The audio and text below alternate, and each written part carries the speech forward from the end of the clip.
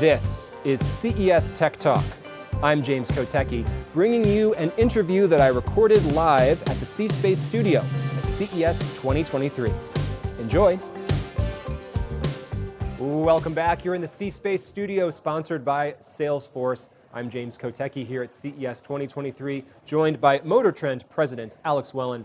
Thanks so much for joining us here today. Thank you, James. All right, MotorTrend, it's all about cars. It's very exciting. Can you first kind of snapshot for us the scope of the MotorTrend brands, the assets under that umbrella? Yeah, of course. I mean, I think MotorTrend, most people know the magazine, they know Car of the Year, but it's actually a global multimedia organization. We have TV networks, we have direct-to-consumer, we have now FAST, we have a studio, we're on a number of other platforms, including our website. So it's a big platform that reaches about 26 million unique users every single month. Let me start with a philosophical curveball question. What is a car in 2023? Yeah. You would think that it's MotorTrend, thankfully, is not called an internal combustion engine trend, right? So our founder, Robert Peterson, had the foresight to call it MotorTrend. And so I think at this CES in particular, I think your question is apropos because it feels more software defined than hardware defined than ever before. We know things are autonomous, we know things are going to be EV, but it does feel more and more like a chassis with maybe some batteries, a great design, and performance, and software defining kind of what it is and what it's not. So I think it's a tricky question, and it doesn't necessarily mean driving either, right?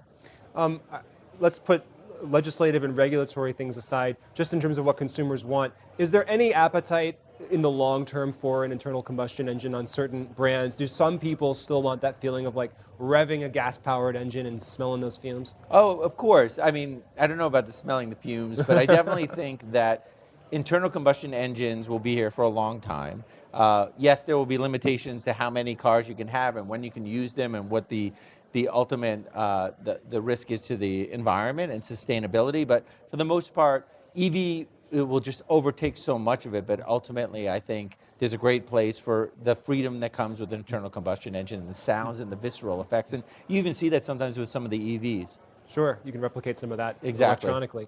How do you see the role of MotorTrend in this ecosystem? When you think about the role that you're playing, the work that you're doing, do you think of yourselves as a watchdog, as a cheerleader, as an analyst? How do you see yourselves? Yeah, our editor-in-chief always says that we're rooting for the cars. Like, we really are rooting for the cars. Mm-hmm. We know that, like, so many of us are defined by the cars that we grew up on. It's the cars our parents had, our first car, a car that we saw in a film. What was your first car? It was a Toyota Camry, probably. Right, yeah. So Toyota Camry, and now what do you drive? Do you mind saying? A Tesla. Okay, so those two things, I could probably tell you so many things about I know, your I almost world. feel like it's a window we're having an intimate moment right now, like I'm revealing too much about myself. The questions, that's right, but it is a window into our soul. It really does define what we do. So I think you asked the question about MotorTrend. I think there's a few things that we need to do and that we continue to do. I think one, if we're rooting for the cars, and we're looking at it through the lens of the cars. One is we have to help people buy cars. Very confusing time, right? So demystifying that, making it accessible is really important. And the second is we need to entertain. We do the preeminent, largest library of all automotive content, from Roadkill to Top Gear to a whole bunch of different programs that we have. We have a new animated show coming out that's this year. And so I think we got to entertain. We have to embrace the joy that is the joyride, and then also help people get in a car that makes them feel good and feel safe and feel connected. And what do you think consumers, as you look at these trends, what do consumers want to feel in 2023? Obviously, everybody's different. Everybody's going to choose a different vehicle. But where do you see the trends going in terms of what people are actually demanding? I think many people want to be in an EV, ultimately, and they're very concerned about whether there's range anxiety and where they will charge and what the cost will be and whether it will perform as well. So I think that's certainly where things are going. There's definitely a segment of people who we talked about earlier who are not getting their license that want to be a pod person, to kind of jump in the car and jump out of the car, or they want to be a certain type of person for a weekend so they can rent a particular car. So I think that level of flexibility, but I do think many people want to be in an EV right now and are very, very concerned about how to find the right EV. And I think we have a great opportunity at MotorTrend to help make it super clear as to kind of what are the considerations that who's winning in this race and where will the range be, and ultimately in the next couple of years for those cars. CES is increasingly becoming a car show. You and I talked about that just before this interview, and that's not the first time I've heard those comments this year. Yeah, they're changing the C in CES to car, I heard. So, yeah. I'm not sure that's an official thing we can say here, okay, but that's right. Well, I think you should consider it. but conceptually, Thank conceptually, that feels right. How does the future of mobility there tie into some of the other mobility futures that we see here at CES? We recently had someone here from Brunswick talking about the future of boating. Obviously, they take some lessons from connected cars and electrification. EV tolls, autonomous flying drones, things that are looking like helicopters that people can fly around in, personalized flying cars, whatever it is. Do you see MotorTrend as part of a connection to all of that? Are you strictly focused on four wheels on the road? How do you see that?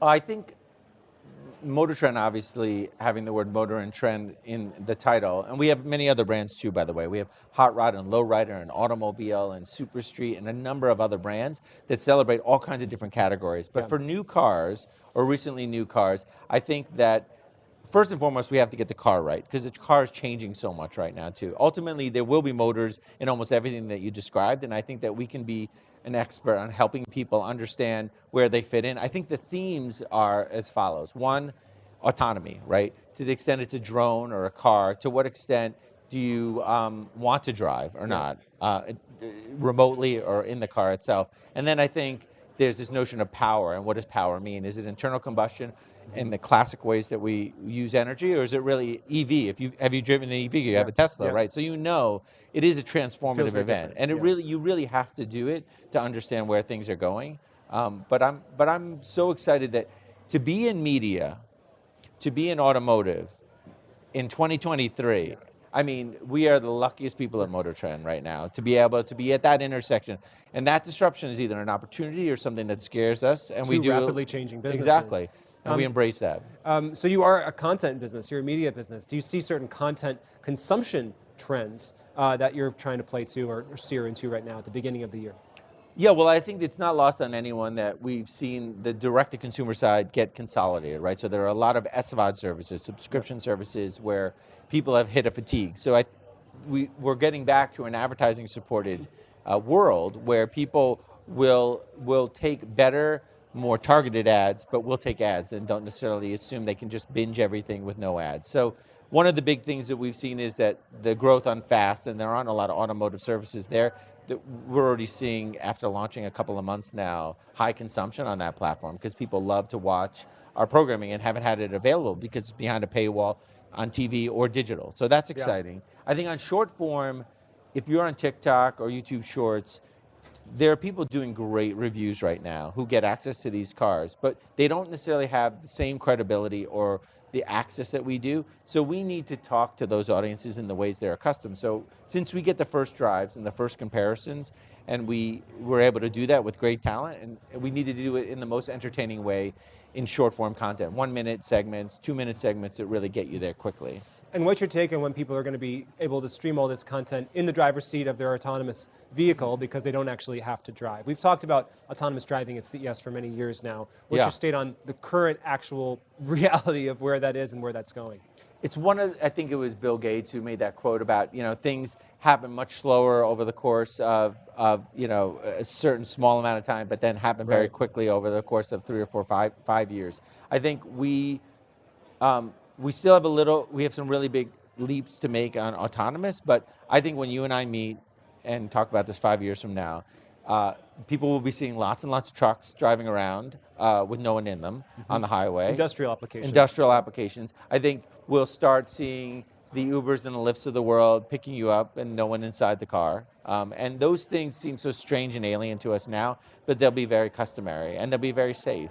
And do you get a sense of, maybe this is just individualized to each person, but how quickly that switch flips from this is the most novel and scary thing in the world to boring? I think you could look at COVID. I think you could look at the pandemic.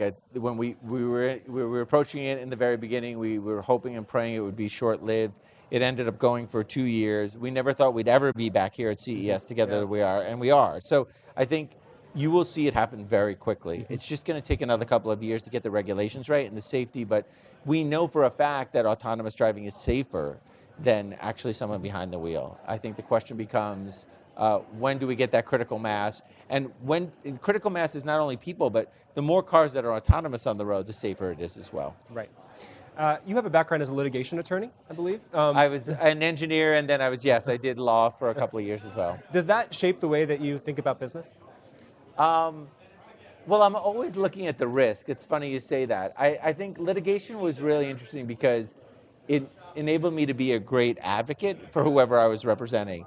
But I'm not risk adverse. I think one of the things about being an attorney was that I was always kind of consultative with our clients about the risks, and they had to make the call. Now I'm in a position where I know the risks, and we have to make those calls, and we have to take those risks. And so I've gotten much less conservative. And so I think, we take big chances. It was a big chance to go on fast. It's a big chance to expand our platform beyond magazines. This is something that's been around for 75 years next year. And so we have to stretch that brand, and do things that we're uncomfortable with. Well, thanks so much for sharing some of your time with us here, Alex Wellen, MotorTrend. We really appreciate it. Thank you so much, James. I appreciate it. Well, I hope you enjoyed that live conversation from CES 2023. Look up the CES C-Space Studio for more conversations like that, and get even more CES at ces.tech. That's ces.tech. And of course, please subscribe to this podcast so you don't miss a moment. I'm James Kotecki, talking tech on CES Tech Talk.